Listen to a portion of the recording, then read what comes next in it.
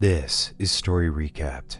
Today, I'm going to explain a drama, mystery, and sci-fi film called The Door. Spoilers ahead.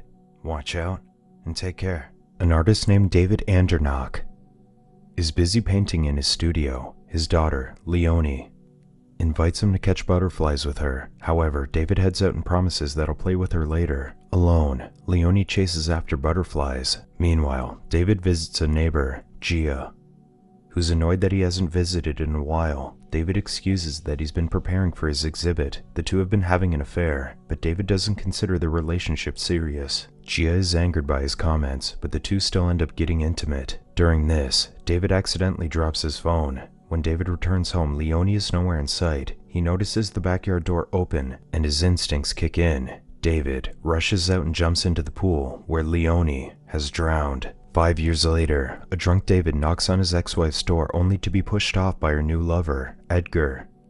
His ex-wife, Maya, sarcastically says that she forgives him for letting their daughter die while he slept with the neighbor, which further sends him into despair. Maya tells him to disappear from her life before leaving. Later, David leaves a voicemail for Maya promising that he'll no longer visit or call her. He ends the call with an apology. Just as Maya is about to pick up the phone, Leonie's voice continues to haunt David. He returns to their old home and visits the pool where she died. Succumbing to his guilt, David drops into the pool. As he sinks, he sees a vision of a beach with his daughter running towards him. David smiles as his daughter runs into his arms. David wakes up, coughing up water. His friend Max pulled him out after Maya called him, saying that she was worried about David. Max takes him to a bar and orders him to stay at his house for the night so that he can keep watch of him. As Max talks about his sons, David zones out and hallucinates Leonie in the mirror. He then excuses himself to the bathroom where he jumps out from the window. David walks back to his old house but slips on ice. While on the ground, he finds a dead butterfly on the snow and puts it in his palm. Suddenly, the butterfly returns to life and flies away.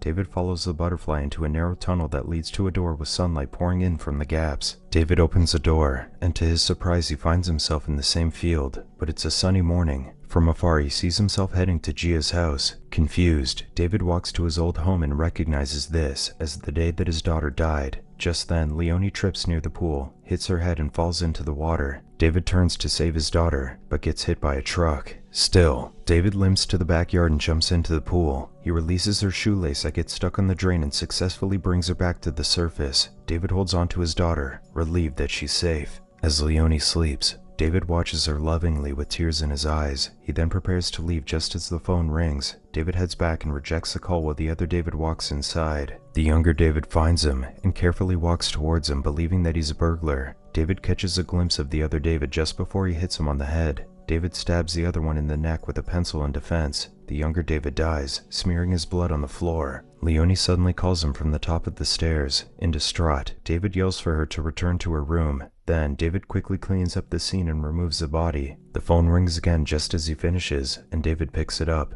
On the other end, Maya tells him that she'll come home late. Later, David drags the body into the backyard where he buries the body in a shallow grave. When he returns home, Leonie looks at him suspiciously. David inspects his wound from the truck accident and cleans himself up. He dyes his hair and burns his clothes, making sure that he looks exactly like his younger self. Maya finally arrives home and David watches her arranging the groceries in the kitchen. When she notices that he's staring at her, she checks if he's okay and he says that he is. Maya then announces that they have a guest coming over. To David's surprise, it's Max. During dinner, Leonie is wary of David. Maya and Max joke about how they're living under David's shadow due to his success. Suddenly, Maya notices Leonie's wound on her head, and David defends that she just fell from her bike. When Max suggests that her father buy her a helmet, Leonie claims that David isn't her father. David tries to comfort his daughter, but she jumps and runs off. Horrified, Maya chases after Leonie. Maya checks on her daughter in her bedroom, but Leonie refuses to talk. Maya then advises her not to say such things even if she's mad at her father. After listening to them, David goes to his studio to see his artwork, depicting Maya and Leonie with hooks on their mouths. Maya walks in, curious about the painting. David then apologizes, claiming that Leonie is mad at him because he yelled at her when she tripped. Maya believes that Leonie can tell that they're struggling as a couple since David cheated on her before. She then asks him for an old friend's number for her to invite to his birthday party, but David realizes that he doesn't have his old phone with him. Later, he digs up the grave to retrieve the phone from the body, but it's not there. Suddenly, his neighbor, Siggy, greets him and tosses him a beer. David freezes, making sure that the fences keep him out of Siggy's sight. When he gets to bed, he relishes being back in his home with his wife. yet he can't sleep. Maya prepares for David's birthday party the next day, but David still hasn't found his phone. Maya calls the phone, hoping to hear it ringing in the house. Instead, Gia picks up, and Maya hands David the phone, already suspicious of him. Gia teases David to come over to pick it up. David heads out and drives his car, pretending to pick up his phone elsewhere. He parks his car out of sight, then goes to Gia. She hands him the phone, but she tries to get intimate with him. When he refuses, she threatens to tell Maya about their relationship. Still, he refuses her. When David heads out, he sees Leonie hugging Max as he gave her a present. Max spots David ducking out of Gia's house, so he directs the girls to head inside. Later, Max scolds David about the affair. David insists that he's not cheating on Maya, and to convince Max, he decides to tell him the truth. He reveals that he's David from 5 years in the future. He entered a tunnel that brought him back to the past where he saved Leonie. Max asks where the other David is, and he confesses that he buried him. Max, however, is angered that he's making up stories. David then reveals Max's future with his wife and sons and the eventual success of his career. When David tells Max what his future sons' names will be, Max tears up and leaves. The next day, David attends Leonie's music rehearsal. After the class, Leonie hurriedly gives David her things and leaves without a word. Edgar, Leonie's music teacher, greets him, but David treats him coldly. Leonie walks home without looking at her father. When David asks about Edgar, Leonie claims to hate the music lessons. He makes a deal that he'll get her out of the music lessons if she hugs him. Leonie hugs him quickly, then steps away, stressing that he only asked for one hug. At home, David and his family spend time with their neighbors, Suzanne, Paul, and Nellie. When Leonie's toy airplane lands on the other David's grave, she notices that it sinks in the area. David explains that a mole might have defecated there. Leonie continues to be cold towards him but slowly warms up to him again when he plays with her. After the girls leave, David steps on the corpse's hand that's popping out of the soil. Later, David and Maya share a smoke. Maya wonders if the painting depicts how he really sees her and their daughter, and David assures her that it's not. David leans for a kiss, but Maya hesitates as she's still learning to trust him again. One afternoon, David approaches Leonie as she finally asks him what he did to her real father, revealing that she saw the blood. David lies that her father just had a nosebleed back then, and is now far away. David claims that he's an angel, who was sent to trade places with her father because he couldn't do his job of caring for her. He promises to try to be a better father than the other David. While driving home, Maya spots a couple that looks like Suzanne and Paul. When she checks on them again, they're gone. That evening, David returns Leonie's missing stuffed toy. For the first time, she calls him Daddy. Once Leonie is asleep, David attempts to rekindle his relationship with Maya. This leads to them spending an intimate evening in bed. Everything seems to be going well for the family during David's birthday party. Suddenly, he spots Leonie drawing on the dining table, and Max sees something that seems to upset him. David goes to check what's happening, but Maya collects him to talk to some guests. When he returns, Leonie has left her drawing of him carrying the other David's body on the lawn. From the window, he spots Max searching for the body.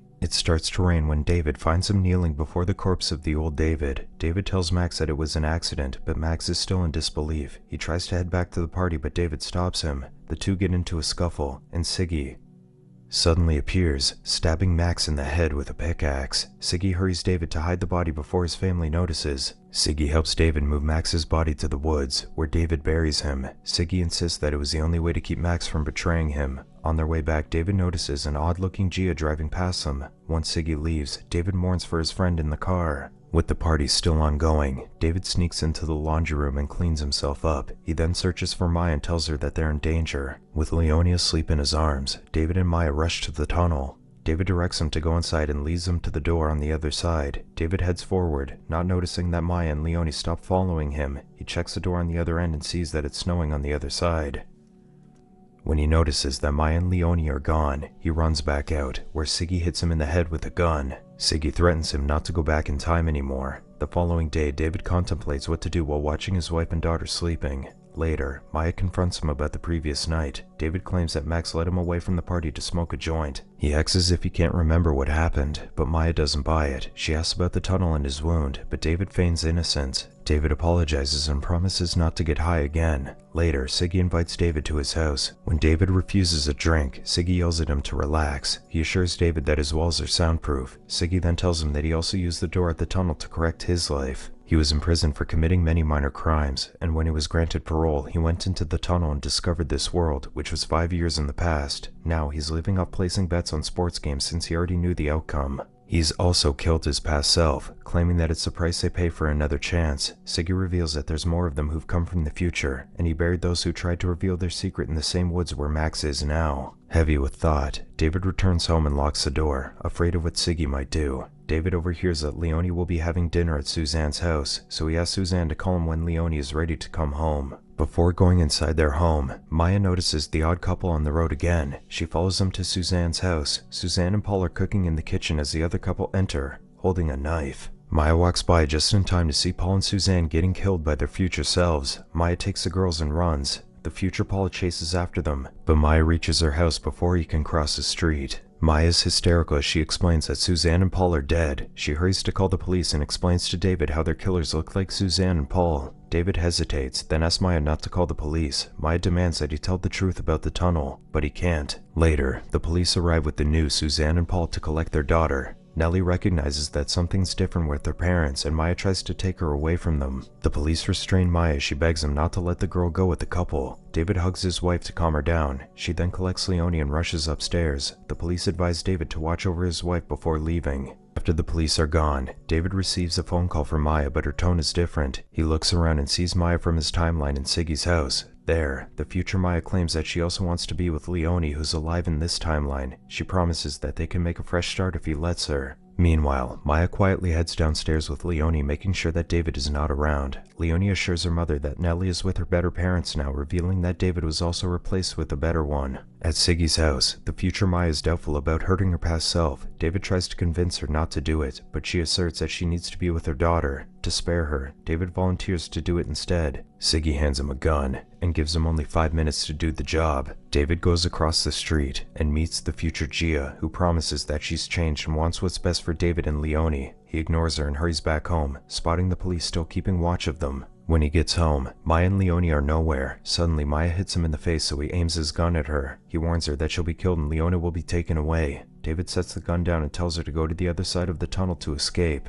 Later, David helps prepare Leonie to escape with Maya. When Leonie asks if he'll go with them, David hugs her in response. Meanwhile, the future Maya and Siggy wait outside, and Siggy concludes that David couldn't do it. Siggy heads to the house with a gun, and the future Maya follows. Back at the house, David rides his van with the windows blacked out and a gun ready at his side. He speeds past the police and Siggy. All the neighbors who went through the tunnel try to stop him, and David soon crashes the van. While everyone's distracted, Maya and Leonie make a run for it, but Leonie trips. The future Maya grabs Leonie, and the two mothers come face to face. When the neighbors realize that David is alone in the car, the future Maya mournfully lets her past self escape with Leonie to ensure her child's safety. Siggy starts firing at the two, and David drives to stop him. The future Maya tackles Siggy, but he easily pushes her off. Siggy then sees David speeding towards him, so he jumps onto the hood and chokes David. Maya and Leonie reach the tunnel, and Maya stops to see David sacrifice for them. As soon as they enter, David crashes the van into the tunnel, making it collapse.